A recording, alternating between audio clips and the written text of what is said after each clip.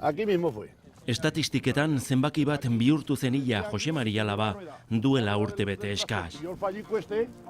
Murtxanteko soroetan lanean ari zela bere traktorea irauli egin zen.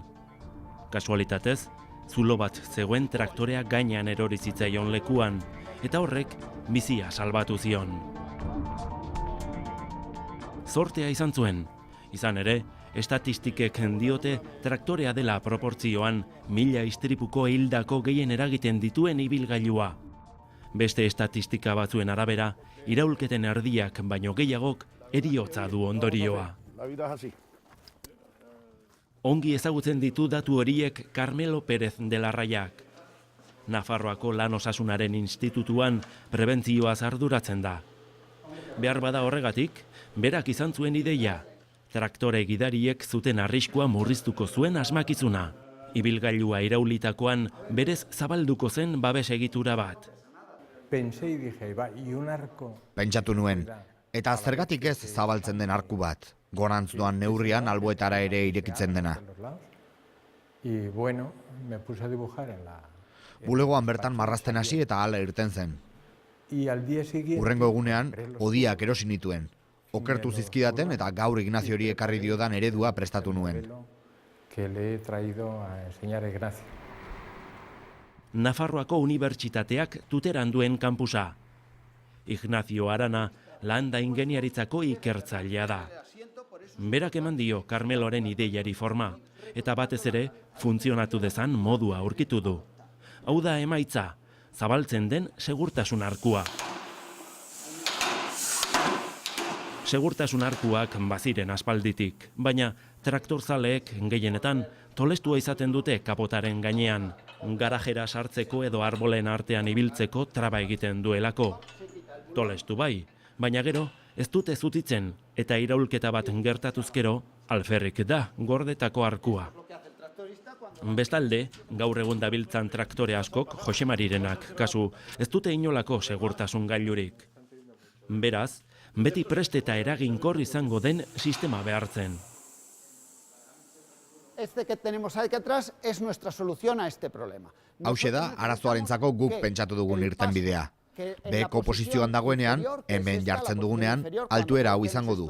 Eta traktore gidariak, korta, garaje edo mahastian, erraz asko sartu ahal izango du. En un establo o en una viña, en parrada, esa posición tiene que pasar a una... Gero, zabaltzen denean, igo egingo da osorik. Egitura garatzeko bidean, hainbat erronkari aurre egin behar izan dio taldeak. Lehena, nola eta zenbat denboran zabalduko zen. Traktore baten benetako iraulketak 750 eta 1150 milisegundoko tartea irauten du. Beraz, egiturak 7,5 dezima baino gutxiagoan zabaldu behar zuen.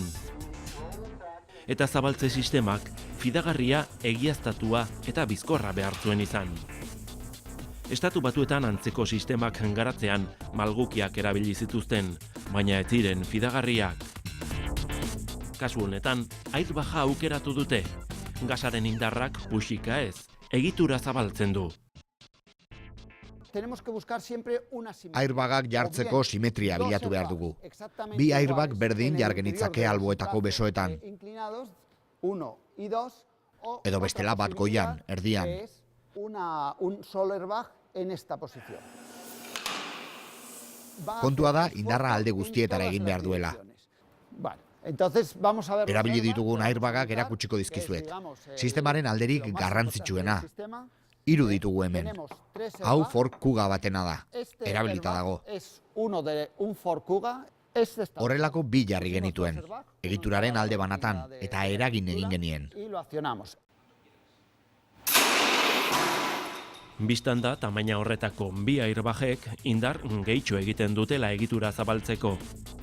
Proba ezberdinak egin dituzte airbagen tamaina egokia zein izan daitekeen erabakitzeko. Eta azkenean, tamaina txikikoak aukeratu dituzte. Txiki batekin, 300 milisegundotan zabaltzen da egitura, eta birekin 100 milisegundotan. Nahikoa iraulketa baino lehen egitura prest izateko. Behin zabalduta, nola funtzionatzen du egiturak? Forma, neurria eta bestelako ezaugarriak sail honetan zehaztu dituzte, ordenagailu bidez. Entonces, para ello utilizamos un programa que está... Horretarako unibertsitatean bertan garatu dugun programa bat erabiltzen dugu. Traktorearen datuak sartu eta hau aldatuko dugu. Este de aquí, que es la altura de... Babes egituraren altuerarena, eta hau, zabalerarena. Que es esa anchura de la estructura.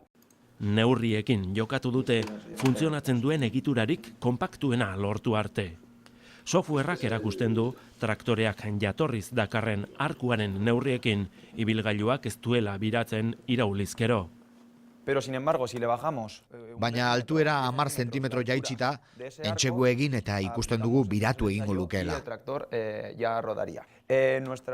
Guk 1,4 metro zabaleko egitura egin dugu, eta zabalera horrekin altuera 2 metrora jaitsita ere ez du biratuko. Orduan, horrekin jokatu dugu, altuera eta zabalera aldatuz, eta horrela, arkuaren altuera 16 zentimetrotan jaitsi dugu. Behin egitura garatuta, gelditzen dena da hori guztia kontrolatuko duen eta airbagak piztuko dituen kontrol unitatea diseinatzea. Iraulketa, inklinazioak eragiten duenez, inklinometroa eramango du sistema horrek. 38 graduak gainditzean aktibatuko da. Orain, telefonoa adimendunetako aplikazio bat ari dira erabiltzen, baina ez eragile moduan, erreferentzia baino ez da.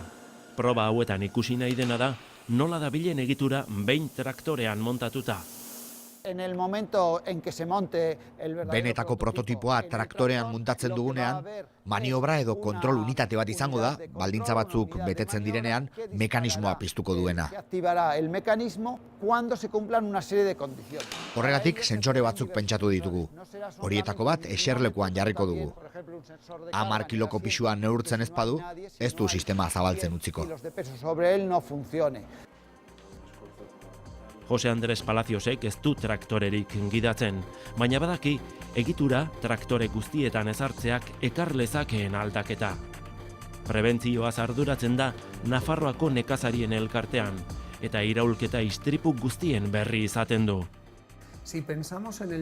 Pentsa zenbat traktore dabilen kabinarik edo segurtasun egiturarik gabe, eta zenbat jende hiltzen den horregatik.